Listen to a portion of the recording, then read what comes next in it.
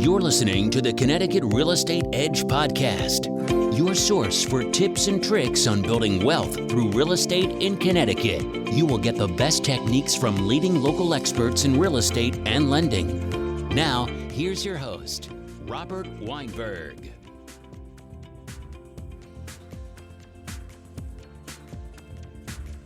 Good Saturday morning to everybody. Welcome to Mortgage Matters radio show and the Connecticut Real Estate Edge podcast, along with Rob Weinberg.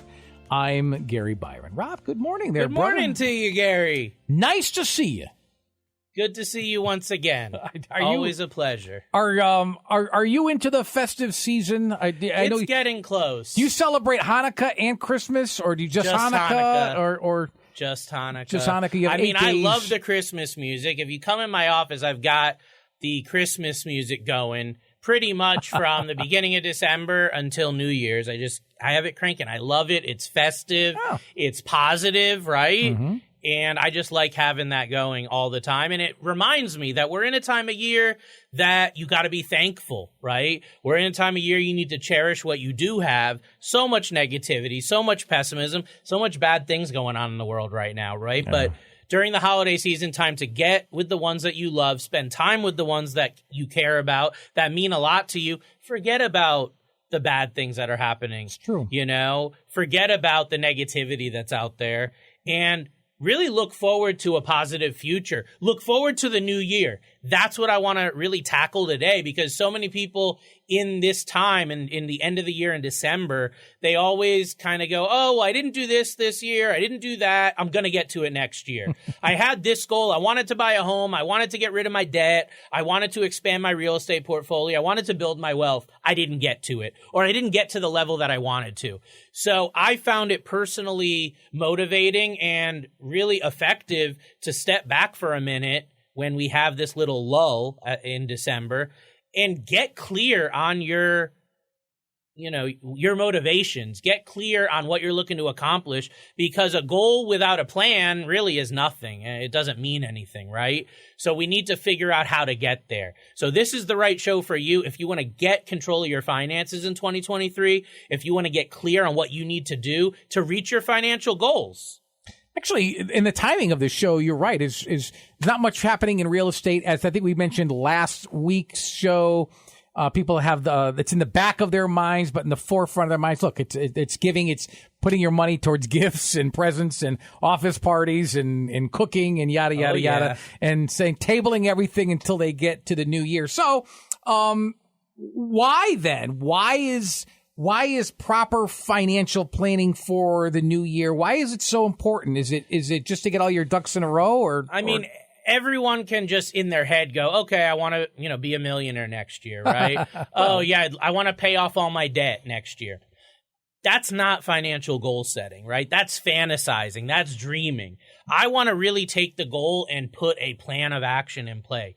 So specifically, financial goals take planning. You don't wake up one day, unless you're a lottery winner, and have millions of dollars. You don't just wake up one day with no plan or foresight and be financially successful or have a big portfolio or become wealthy. This is something that, for me, I've been working at it since I was like 17, 18 years old. I was immediately like, okay, how do I get out of this middle class life and get to financial freedom where I don't have to work for money, where I don't have to worry every day about money? So I've been personally planning in my head and putting it down on paper, as we'll talk about. You got to put a pen to paper, because this takes a long time to do. It could take decades to get you from 0 to 7 figures. Some people do it overnight, but that's the exception. Some people do it in a couple years. That's the exception.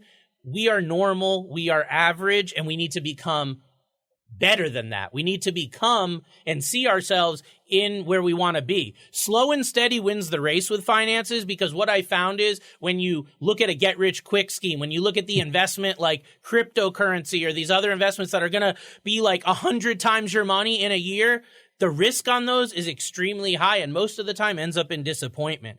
So I found avoid the shiny object. Slow and steady really does win the race, and you want to reverse engineer your goals to achieve them more easily. So if you have one house and you want to get to 5, how do we do that? What are the steps in the process? We have to reverse engineer it. If you have $1 million and you want to get to 3 million, how do we do that? Maybe you're sitting on $10,000 and you want to turn that $10,000 into a nest egg that you can use to buy your first home. Everyone's got these different goals, but if you don't have that roadmap, if you don't have that plan to get to achieving those, a year from now, you're going to be in the same spot and maybe even in a worse position, unfortunately, like many people I've talked to lately.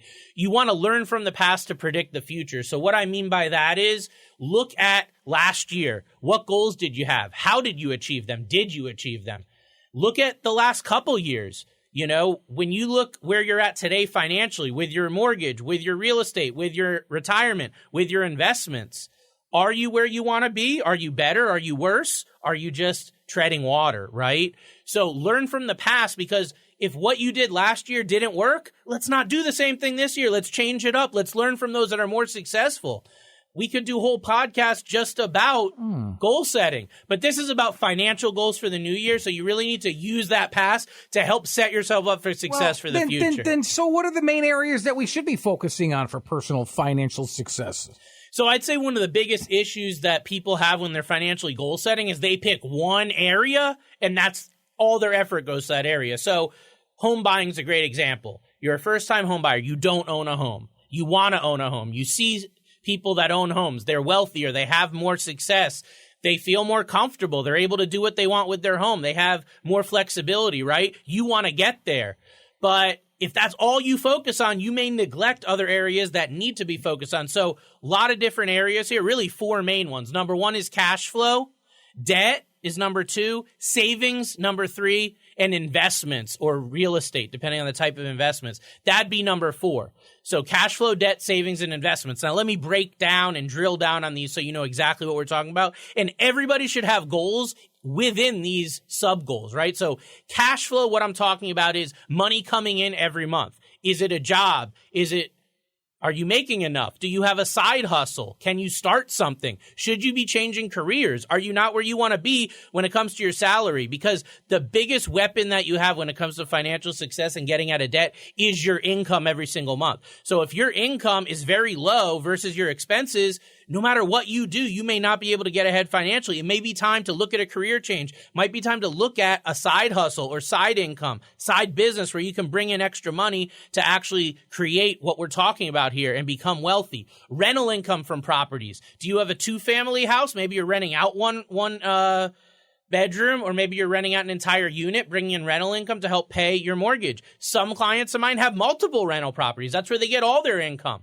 We need to analyze your cash flow and really make sure that you have enough money coming in to pay your bills. Because if you don't, or if you're really tight, then all these other items we're going to discuss here for financial success, completely impossible. You're never going to be able to get there. You need that cash flow coming in.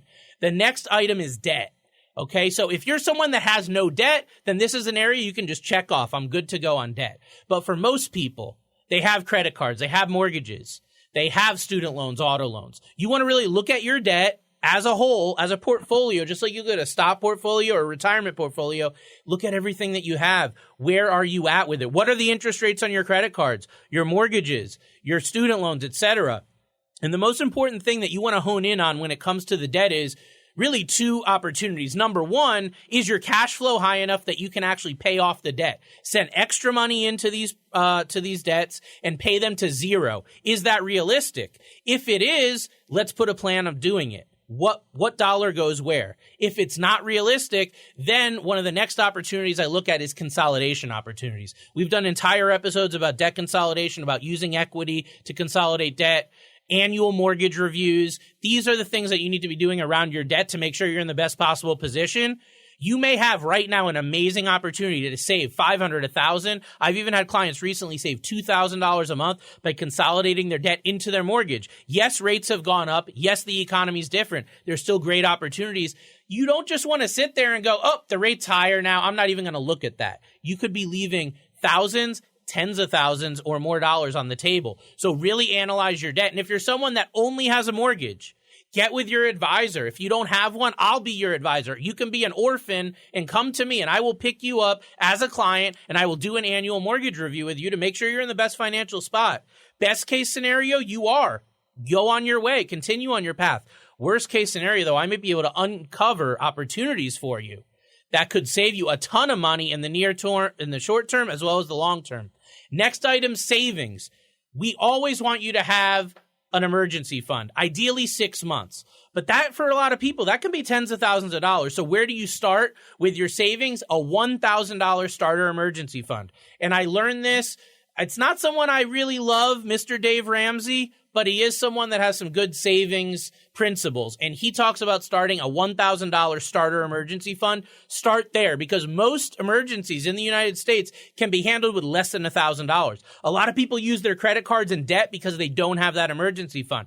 So after you have the $1,000 starter emergency fund, next thing is 6 months of expenses in an emergency fund. What I'm talking about is look at your mortgage, look at your credit card debt, look at your utility bills, look at your groceries, every single bill that you have that is every month coming in, take that sum and you want to multiply it by 6 months. That's really what you want to strive to have in your emergency fund, because then if you lose your job, if you have a medical emergency, if something comes up and you need money, you've got it in the emergency fund. Then you don't have to turn to credit cards immediately. You don't have to think about, where do I borrow the money? Who do I beg for it? And then, of course, in the context of this show is all about real estate, right? So that starter emergency fund, and then upgrading to the 6-month emergency fund, ultimately that can be a future home purchase. When that 6-month emergency fund becomes a 12-month emergency fund, and you keep using these principles to build, next thing you know, you might have $20,000, $30,000, $40,000 more than you need in there, and you can use that to either buy your first home or buy additional rental properties. And the last goal we're talking about here is investments. Real estate investments are the ones I focus on, but you can really look at your total portfolio. Look at your retirement fund, your 401k. How have your investments done in the last 12 months? What performed well? What didn't do so well? Many people right now are looking at their 401ks that are now 201ks. They'll be back. They will be. Do not sell. Okay, the only one that gets hurt on a roller coaster is the one that jumps off during it, right? So do not sell your investments now, but look back and set that goal. This is actually one of the best times to be investing in your retirement funds, 401ks and whatnot, because the market's low now versus a year ago. You can get some bottom dollar deals on your investments right now that could come back and pay you multitudes over the next couple years. Dollar cost averaging, putting in money a little bit at a time over a long period of time. Make sure that those are built into your financial plan. Do you have money, every single paycheck, automatically being siphoned off, going to your retirement, going to your savings, going to your investment account? 529 contributions. You know, my daughter, she just turned 2. I'm putting money in that 529 because there's a tax write-off associated with it. I believe it's up to $5,000 a year. Those are opportunities you need to look at right now, because once that chapter turns to January 1st, 2023, those opportunities are gone. That's the thing. Yeah, but a lot of this is easier said than done, Rob. There are people who they don't have the discipline to even stick to a diet. That's true. People have tried these goals and have failed, and time again. What about those who have trouble sticking to a plan? Yeah, I get it. I do, because I talk with people every day that call me and tell me about goals that they had a year ago, 2 years ago, 5 years ago, and they're still not where they want to be. So there's a couple things that you can do to ensure your success with goals. I don't care what's happened in the past. If you're listening to this show right now, you're trying to propel yourself forward with your finances, right? So use this as an opportunity for yourself to kind of revamp how you look at your goal setting and how you actually hold yourself accountable. The first thing is writing down your goals. Now, I don't have the statistic in front of me, but what I do know is that people that write down their goals have a multitude higher of achieving them than those that don't write them down. That may sound stupid, but it's true. They've done studies of like tens of thousands of people with goal setting, and those that write down their goals are much closer just by that one action. So if you do one thing and you take one thing away from today's show, write down those goals, write down those financial resolutions that you have, and then you'll have that to be looking back at every single day. Read those goals. That'll help. The next thing is, and probably the biggest thing, is getting an accountability partner. So this is somebody that can help hold you accountable to the goals, right? You need to have somebody that's going to help you. It might be a spouse. It might be a pastor. It might be a rabbi. It might be a friend. Just find someone to help hold you accountable. Now, one thing that I do is, it's not what I expected, but I've ended up being an accountability partner to most of my clients. And the way that we do that is we do these annual reviews. We do these semi-annual reviews. So I'm like a sounding board for my clients when it comes to reaching these financial goals, because I have everything in a very detailed and organized contact management system. So if a client tells me, Rob, I've got $5,000 in credit card debt, I want to pay it off 6 months from now, I can make note of that in their file and I can follow up with them in 6 months. Or I can follow up in 3 months and say, hey, Joe, you told me you want to pay off your debt. You should be about halfway there. It's been 3 months. Where are you at? And just knowing that somebody is holding you accountable, just knowing that I'm going to be calling or texting or emailing them to ask them, how's that going, can be enough to give them that motivation to actually move forward. Because it's not just a sunken dream that nobody cares about, but you could apply that to, again, anybody, a friend, a family member, whoever. Some sort of trusted advisor that you can communicate your goals to, that can then check in on you and make sure that you're achieving them. And if you're not, why aren't you? And how can we get you back on track? So that's accountability partner. The last thing I'll say on those who have trouble sticking to their goals and how to really get past that is using your wealth team as a resource. We've talked about having a wealth team, which is a group of people that are professionals, that are your advisors when it comes to your mortgage, your real estate purchases, your legal issues, your tax items, and your investments, like a financial advisor. This wealth team, you may only have one or two, or maybe you have all the members. They should all know about these financial goals. They should all know what you're looking to do in the new year. Have them help keep you accountable. If it's your goal to purchase a home in the new year, let your real estate advisor know that now. Let your mortgage advisor know now, so we can get you prepared, and then we can help hold you accountable to that goal that you wanted to achieve. Things are going to happen. Things will go off the tracks here and there, but it's not about that. It's about how you get back on and how you continue down that clear path. So let's say someone's a year, maybe even 2 years away from purchasing a home. Okay? Yep. Are there steps that they can be more proactive about right now to help them achieve their goal a year or two down the road? Yeah. And this is so common right now, because when we talk about New Year's resolutions and financial resolutions, one of the main things, especially for younger folks, is I want to buy a home. I want to be a homeowner. I've seen others do it. It's something that I want to achieve. And just saying you want to buy a home is not like buying a pack of gum off of Amazon or from the gas station. Like, there's more to it than that. There's a lot of different steps. So a lot of people get just tied up in, like, what do I need to do first when it comes to buying a home? So I want to give you that clear path here. The first thing you should do before you go on Zillow, before you even talk to your realtor necessarily, is get with the mortgage advisor first. Get with the mortgage advisor early to see where you're at and get that game plan together. You may find that you're a lot further along than you thought you were, and you might be able to buy a home sooner than you thought. On the other hand, a lot of people come to me thinking that they're ready to buy in 2, 3, 5, 6, 12 months, and we look and see, wait a second, you don't have enough money saved up yet to even pay for closing costs, let alone for a down payment. You need that direction to know. The next thing is your credit. If we look at your credit and you got a lot of work to do, that's not happening in 30 days. That could take several months, 6 months, 12 months. It can be a little bit sooner depending, but credit isn't something that updates overnight, like we've talked about substantially here on the show. So you want to do it early. You want to understand what your options are as soon as possible. And if you're in a good spot, then check that off the list. But if you're not, you can get that plan together. Once you have that meeting with the mortgage advisor and you understand your credit building and savings goals, start now. Just don't wait 6 months. Don't wait 3 months. Start now to get that in play, and don't make the mistake. There's a huge mistake people make is, I want to buy a house. Let me go online.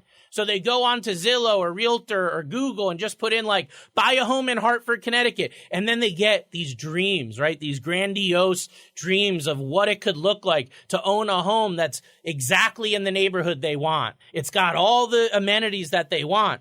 But you look at the price, and the price is way above your means. You don't know that, though. As a first-time home buyer or even a move-up buyer, you may not know what your price range is if you haven't consulted that advisor. So what I see happen a lot of the time is that people will go and see a home, and they're like, I want this home. It's $350. This is my dream home. But then you get with an advisor, and it's like, no, you're only pre-approved for $250. And now your dreams are dashed. Right? Now I've been spending weeks looking at these homes in this price range, and I have seen so many people completely just get rid of their goal at that point. Oh, I can't afford that. I don't want to even buy a home then and that is a really close-minded way to look at it. That's a poverty mentality right there. You need to understand moving up. You need to understand abundance. Not everyone starts with a $500,000 home. My first home was $205,000. First home I bought, okay? Now that home is worth over $400,000 because I've held on to it. But there were homes at that time when I bought my first that were $400,000 or $500,000. Sure, I would have loved to live in those. It wasn't realistic. It wasn't within my means. Understand that a home, you can move up over the years. You can build a portfolio. So don't get online and start with this dreaming.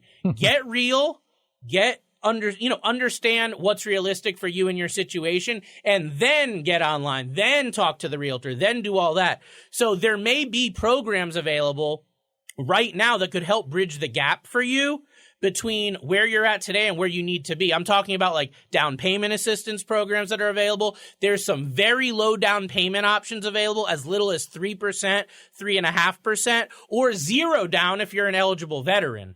Okay? So you may not even know about those programs. A lot of people don't know about that. And until you talk to an advisor and show them what you have and what your goals are, we can't design this strategy. I've had people call me that thought they're a year out from buying a home, and we look at the numbers and they're actually only a month or two away from buying a home. Okay, that is a great scenario to be in, especially going into the new year to get these goals in play and really hit the ground running. Folks, you're listening to Mortgage Matters Radio Show and the Connecticut Real Estate Edge podcast, along with Rob Weinberg. I'm Gary Byron. You can check him out online at robgw.com and write this phone number down, 860-413-3938 to make your appointment with Rob. And by the way, I'll give you those points of contact in a little bit when we wrap the show up. Yeah, you talk about New Year's resolutions, Rob. It makes a lot of sense. I mean, but can these ideas that you're mentioning, can they all be used in creating New Year's resolutions? Or? Yeah, they definitely can. And I don't know the percentage, but I know that a large majority of resolutions are financial. I think the top ones are like health related, go to the gym and eat better and all that. Right. Then you've got finances. Where do you want to be financially a year from now? Do you want to be in a nicer home? How much money do you want to have in your savings account? What should you have in your investment account? So definitely these can be big motives for resolutions. What I think that you'll find is when you look at the different items we discussed, cash flow, debt, savings, and investments, when you look at those 4 areas, everyone's going to be in a different position, and you may look at that and 2 of those items, like cash flow, you're good. You got a great job, plenty of money coming in, and savings, you have a 6-month emergency fund, so you're good there. But then you're struggling with credit card debt, and you want to buy another property.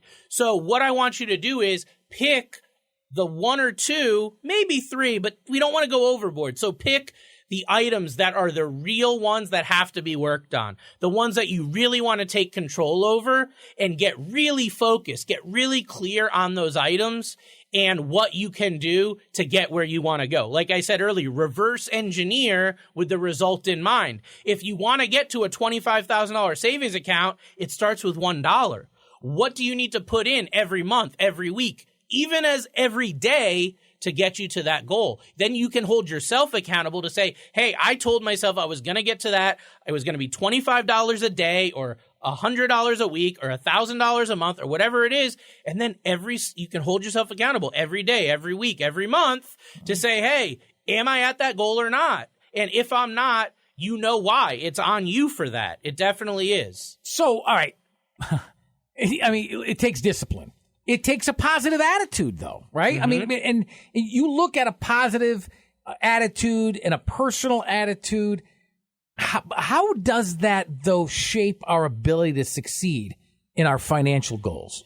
Attitude is everything. And that was a quote that was taught to me by one of my early mentors named Jim McCune. And Jim is a multimillionaire, very, very good businessman and marketer. And Jim he actually had it written, he had it embroidered onto every one of his shirts. It said, attitude is everything on every one of his shirts.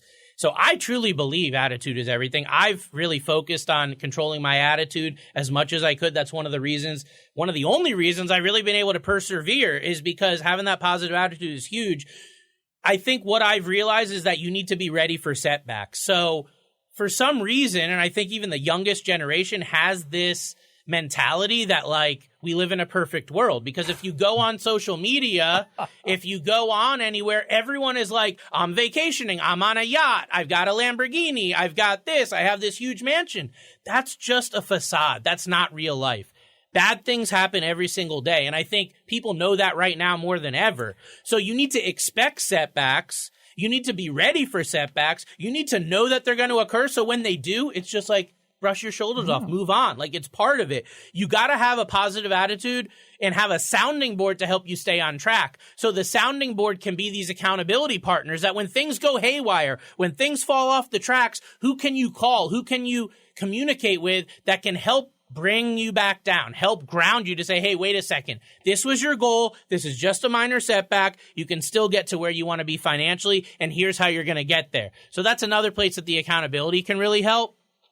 Now, the other thing that I want to talk about is stopping before you start. So if you look at a financial goal and it's too hard, if it's too big and you can't get there, you're going to stop before you even start it. So that's why I really recommend, as we talked about, doing the reverse engineering of this stuff and breaking down a financial goal into bite-sized pieces. So that could be like a weekly, a monthly, or a daily goal of what you need to do to get where you want to go. Because if you do that, it's just like they say, eating an elephant one bite at a time, hitting a huge financial goal one day at a time. So really break that down for yourself and take that in bite-sized pieces, and you'll really find yourself personally motivated to continue on. All right, one last question for you. We're running out of time here quickly. What about shifting? Could you shift or even change your goals throughout the year? I mean, is there any flexibility allowed for that? Yeah, there is, because there's going to be changes. I think there's flexibility within reason. What we really have to look at is like, if you lose your job or you switch jobs, you may have a change in cash flow. We can't keep saving what we were saving before. Maybe now we can do more, right? Mm-hmm. Let's up the ante. Or, God forbid, you have a medical emergency, something comes up. Maybe you have to put a goal on pause for a few weeks, a few months. That's okay, but you have to pick it back up. That's the most important thing. Unexpected expenses are huge, and that's one reason why a lot of people get derailed is a big expense comes up, they have to like raid their savings or do something like that, and they just feel defeated, so they walk away. No, pick up where you left off. Continue building that, and just don't let an unexpected expense or an unexpected change in your financial situation completely derail you. It doesn't have to. It just may take a little bit longer. All right. Great advice. As always, if you'd like more information on this topic or any others that we discuss on this show, check Rob out online at robgw.com. You can also email the show. Maybe we can get your question answered right here on these very airwaves as soon as next week. It's Mortgage Matters Radio Show at gmail.com. And the phone number, write this down. You know you want to call Rob. I would say make it a priority this upcoming week. 860-413-3938. One more time. You ready? 860-413-3938. For Rob Weinberg, I'm Gary Byron. Thank you so much for listening to Mortgage Matters Radio Show and the Connecticut Real Estate Edge podcast. Until next Saturday, have a good one, everybody. So long. Thanks for listening. If you have questions about the information we've covered or would like to discuss mortgage financing for your situation, you can reach Robert Weinberg by visiting www.robgw.com.